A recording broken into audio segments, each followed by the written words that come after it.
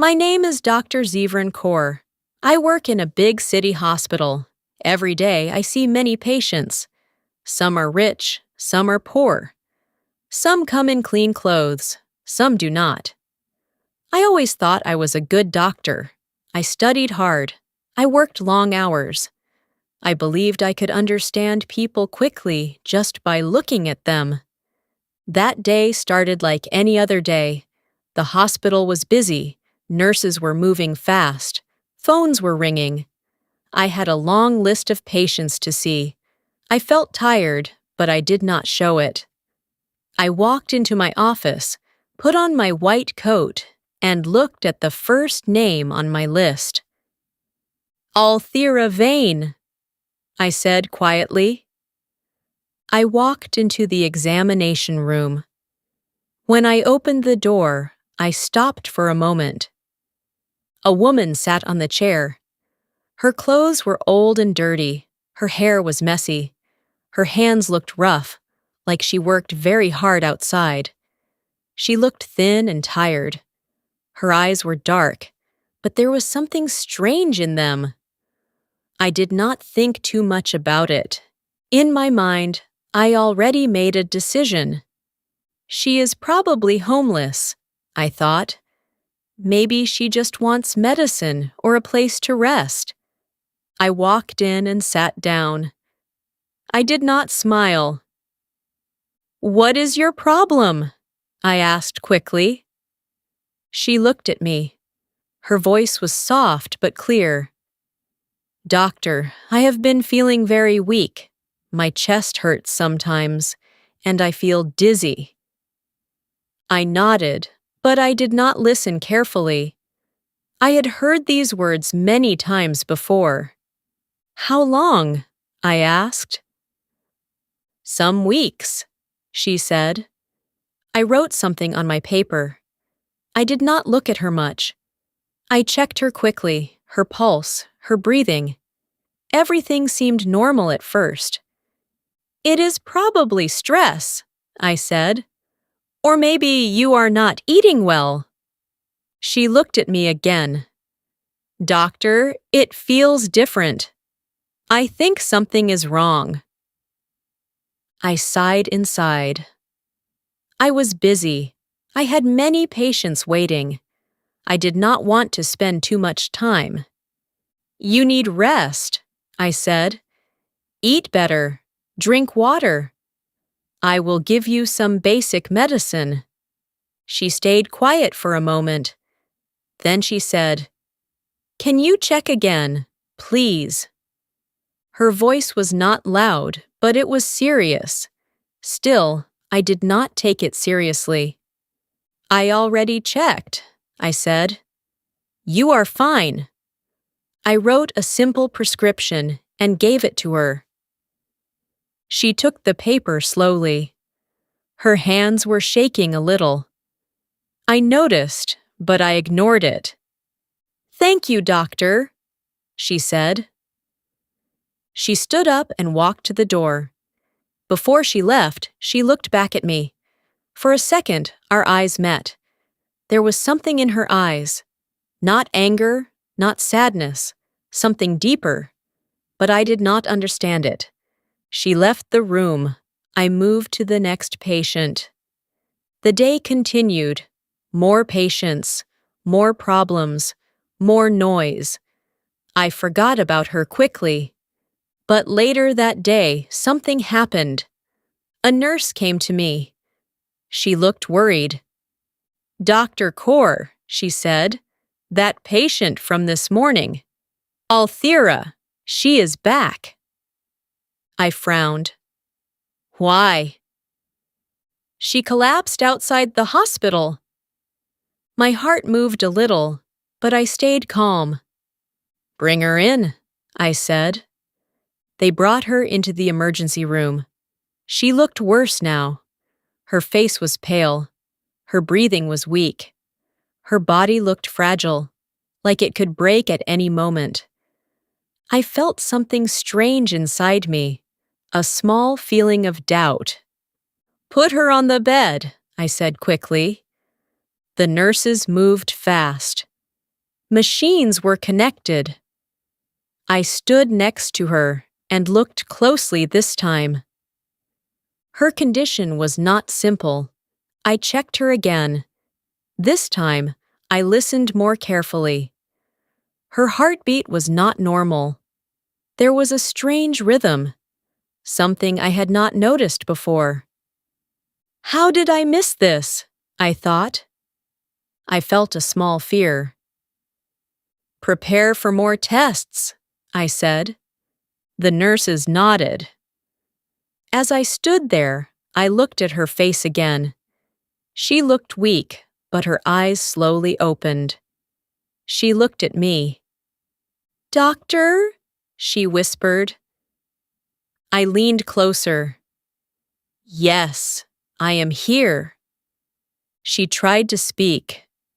I told you, something is wrong. Her voice was very soft. I felt a small pain in my chest. Not physical pain, something else. I will check everything now, I said. She closed her eyes again. The machines made soft sounds around us. The room felt cold. I stood there thinking, why did I not listen? Why did I decide so fast? I looked at her hands again. They were not just rough. They had small marks, not from normal work. Something else, something careful, something detailed. But I still did not understand. At that moment, I only knew one thing. I made a mistake. And I did not know how big that mistake was yet. I stood next to the bed and watched Althira Vayne very carefully. The machines made soft beeping sounds. Her breathing was slow. Her face was pale. The room felt quiet, but my mind was very loud. Run full tests, I told the nurses. Blood test, heart scan, everything. They moved fast. I could see they were serious now. This was not a simple case anymore. I looked at her again. This time, I did not see a poor woman or homeless person. I saw a patient, a human life, and I felt something I did not like. Guilt. I crossed my arms and waited. Minutes felt long. I kept thinking about the morning. Her voice. I think something is wrong. My answer. You are fine. I closed my eyes for a moment. Focus, I told myself. Fix it now. A nurse came back with the first results. Doctor, she said, some results are strange. Show me, I said quickly. I looked at the paper. My eyes moved fast across the numbers. Then I slowed down. This was not normal. Her blood showed unusual markers. Very rare markers. I had seen something like this before, but only in books, only in advanced studies. This is... I stopped. My mind started working fast now. Prepare imaging, I said. We need a deeper scan. More machines, more waiting. I stayed next to her bed. I did not leave this time. After some time, she moved a little. Her eyes opened again. She looked weak, but awake. Doctor, she said softly. I am here. I replied, this time more gently. She looked at me, like she was trying to understand me. You are checking now? She asked. Yes, I said. I am checking everything. She gave a small nod. Good. There was no anger in her voice. That made me feel even worse. I am sorry, I said suddenly. The words came out before I could stop them. She looked a little surprised. Sorry? I did not listen well before, I said. I should have checked more. She watched me quietly. Then she said, It's okay. Doctors are busy. Her words were simple, but they hit me hard. No, I said softly. That is not a good reason. She did not answer. She just closed her eyes again. A few minutes later, the scan results came. I walked to the screen. My heart was beating faster now. I looked closely. Then I froze. No, I whispered. It was there. A rare condition. Very rare. Dangerous. Easy to miss if you are not careful. But once you see it, it is clear. How did I miss this before? I said to myself again. I felt cold. If we waited longer, she could have died. I turned to the nurse. Call the specialist team, now. The nurse nodded and left quickly. I looked back at Althira. She was lying there, quiet, weak, alone. And I almost sent her away. I walked slowly back to her side. Althira, I said gently. She opened her eyes again. I know what is wrong now, I said. You have a rare condition. It is serious, but we will help you. She looked at me carefully. There was no fear, only calm. I see, she said. You understand? I asked, a little surprised. She gave a small nod. Yes. I thought it might be that. I blinked. You thought so? Yes, she said slowly. The symptoms match. I felt confused. Most patients do not talk like this. Most patients do not know about rare conditions. I looked at her more closely now. Not her clothes, not her hair, her eyes. They were sharp. Very sharp. You sound like you know about this, I said. She was quiet for a moment. Then she said, I studied a long time ago. Studied what? I asked. She looked at the ceiling. Science. I waited. She did not say more, but something changed in my mind. This woman was not what I thought. Not at all. I remembered her hands again, the small marks. Careful marks. Not just from hard work, from detailed work. My chest felt tight. Who are you? I asked softly. She turned her head and looked at me again. My name is Althira Vayne, she said. That is enough. Her voice was still soft, but now I heard something else in it. Strength. I stood there silent. For the first time, I felt like I did not understand my patient at all. And for the first time in a long time, I realized I had judged someone too quickly. And I was only starting to see how wrong I was. The room felt different now. The machines were still making soft sounds, but my mind was very focused. I was no longer rushing. I was no longer thinking about other patients. Right now, only one person mattered. Althira Vayne. I stood next to her bed and looked at her again. Not her clothes. Not her hair. I looked at her face, her eyes, her calm way of speaking. You said you studied science, I said gently. What kind of science? She was quiet for a moment. I thought maybe she would not answer. Then she took a slow breath. "Medical research," she said. I felt something move inside me.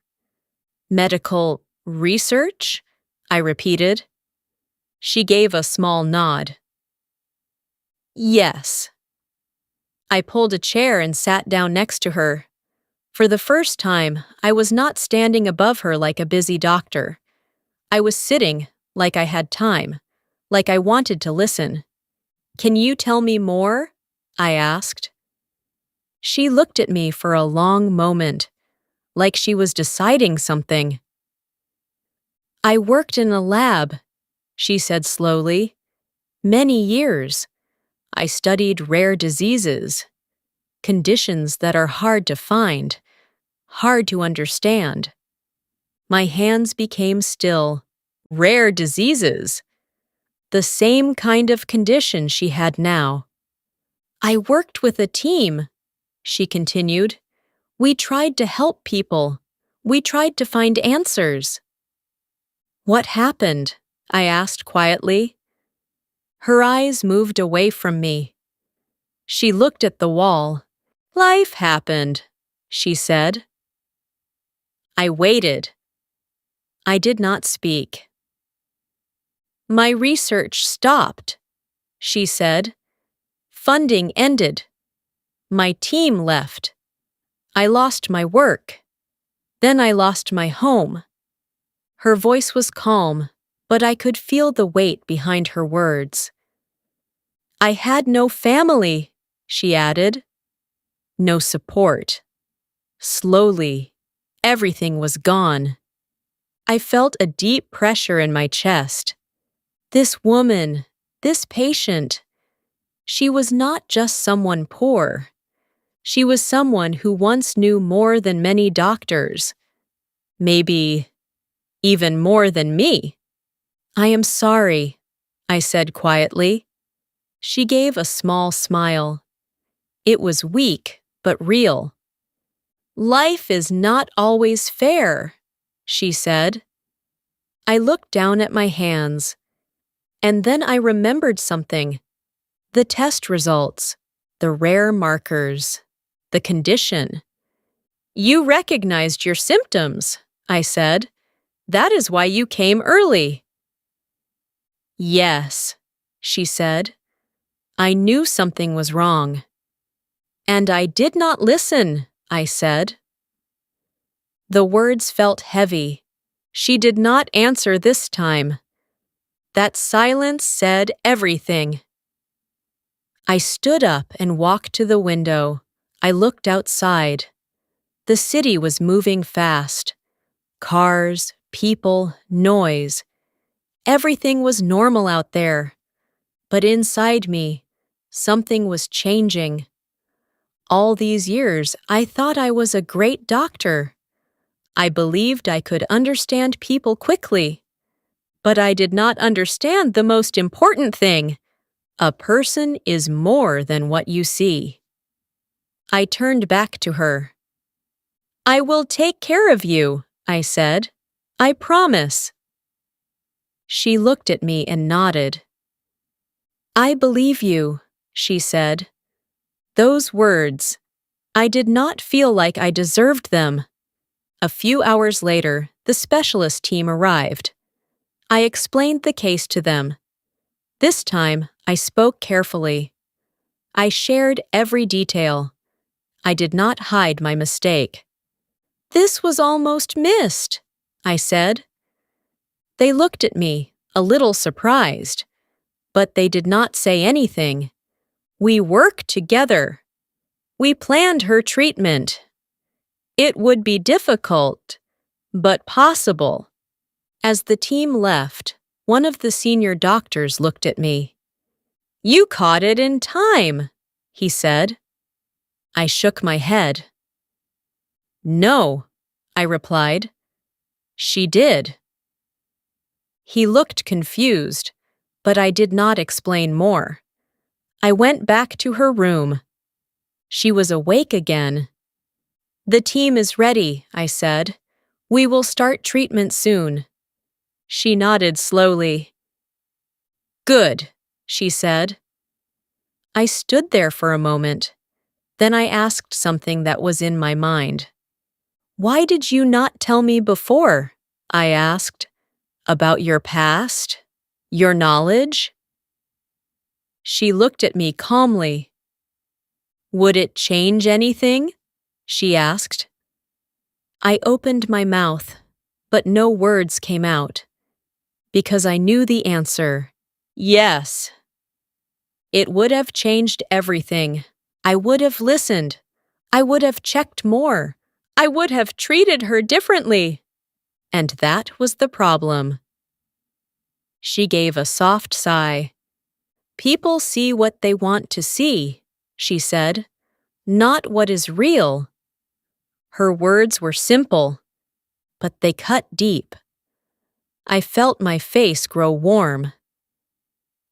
I understand now, I said quietly. She looked at me. Do you? She asked.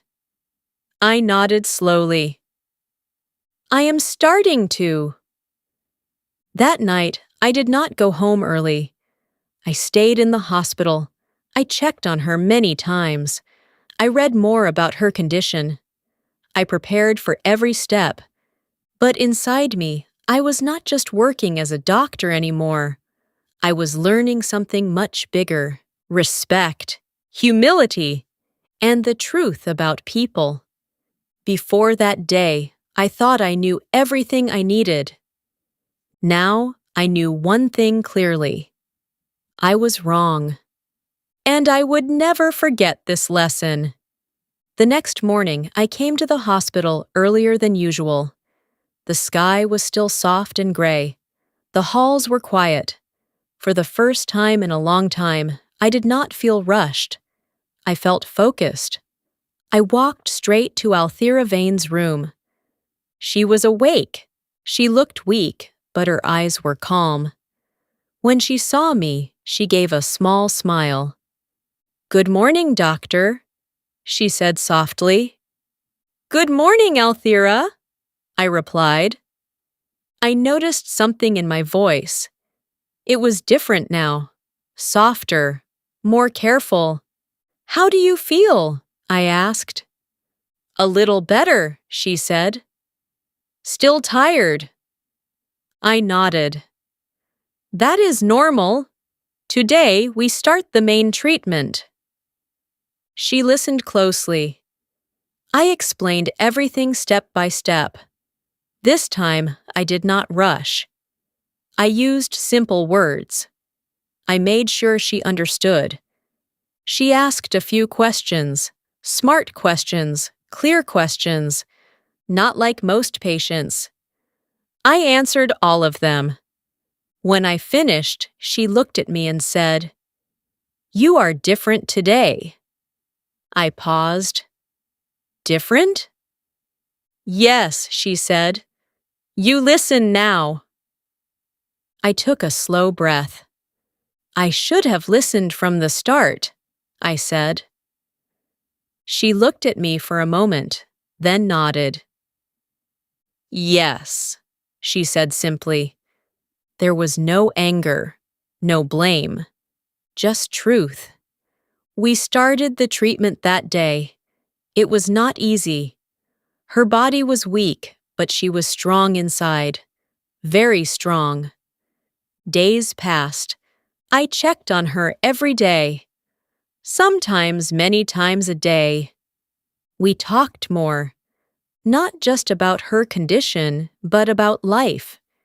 She told me about her work before, her research, her dreams.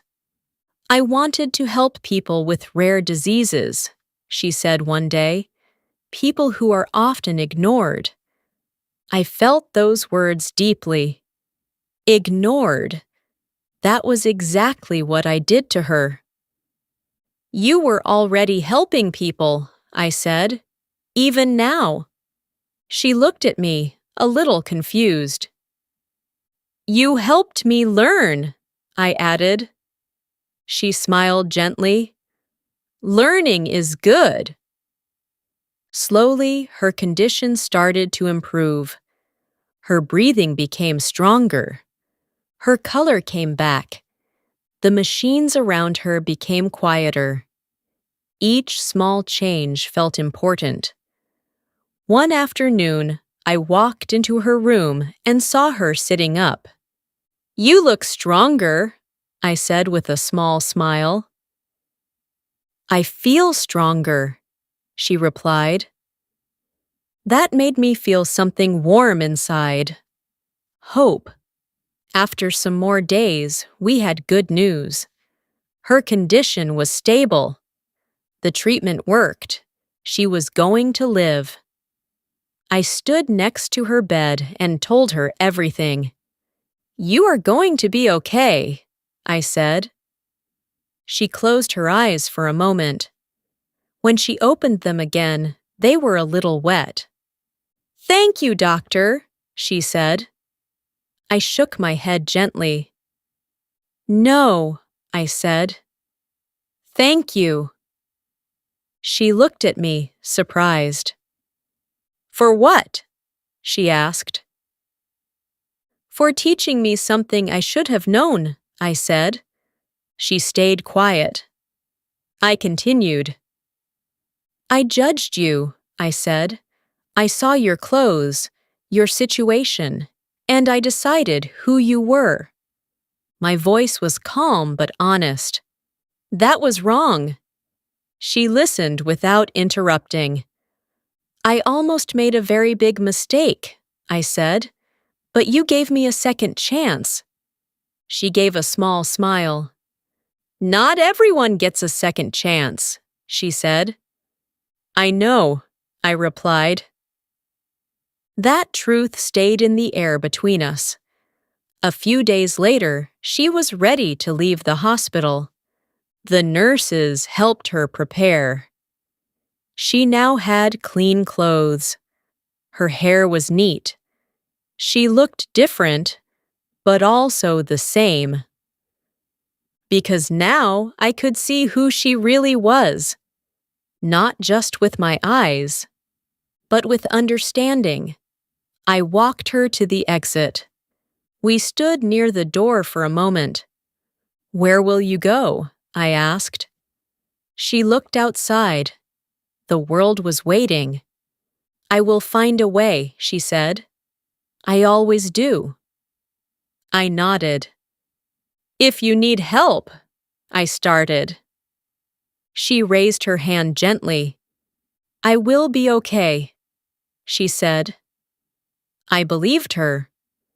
She took a step forward, then stopped. "Dr. Korr," she said. "Yes?" "Do not forget this," she said. "I won't," I replied. She gave one last small smile. Then she walked away. I stood there and watched until she disappeared into the crowd. The hospital doors closed slowly. I turned around and walked back inside. Everything looked the same halls, the same noise, the same busy life, but I was not the same. From that day, I changed how I saw people. Every patient, every face, every story. I listened more. I judged less. Because I learned something very important. A person is not their clothes. A person is not their money. A person is not what you see in one moment. Everyone has a story, and if you do not listen, you may miss the truth. My name is Dr. Zevran Korr, and I will never make that mistake again. Moral is never judged by appearance.